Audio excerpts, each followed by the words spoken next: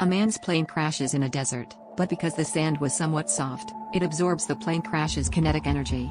The man crawls out alone from the wreckage of the plane, looks at his body, and checks if everything is okay. He finds only a scratch in the middle of his stomach. Then he takes a map and a compass from the plane's cockpit and starts looking for a way out of the desert. He sees a village to the north on the map, and he feels quite happy, thinking he's found a way out of the desert.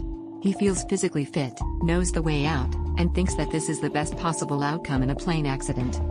In his happiness, he notices that the map is missing the scale part, so while he knows he needs to go north, he doesn't know how far it is. He doesn't get too disheartened by this and starts walking north. Walking in the sand was difficult. Every time he took a step forward, his foot would sink into the sand, and sand would get into his shoes. Still, he kept moving forward. After walking for some distance, he got used to walking in the sand.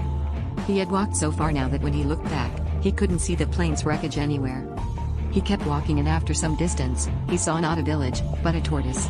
He was very happy and surprised to see the tortoise. He wondered what the tortoise was doing in the middle of the desert. Could it have ended up here because of some accident too? He thought. The man felt a strong sense of kinship with the tortoise. He felt that the tortoise was also alone in the desert like him and was in a place where it shouldn't be. The man thought he would take the tortoise to the village where it could live in a pond. So he started taking the tortoise north as well. For a while, the tortoise walked with him, but then it kept going in different directions. The man tried hard to make the tortoise walk in the right direction, but it kept going the wrong way. Then suddenly, the tortoise dug into the sand and disappeared. The man dug the sand to find the tortoise, looked here and there, ran around, but couldn't find it. The man thought whatever happened, and kept moving forward. The blazing sun was spewing fire, and the sand seemed to be boiling.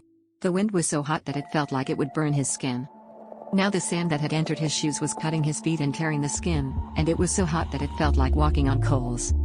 The man looked ahead and couldn't see anything far and wide. He looked back, and he couldn't see anything there either. He didn't know how much further he had to walk and how far he had already walked. He looked at the compass and said, "Damn, this is broken." He didn't even know if the direction he had walked so far was the right one.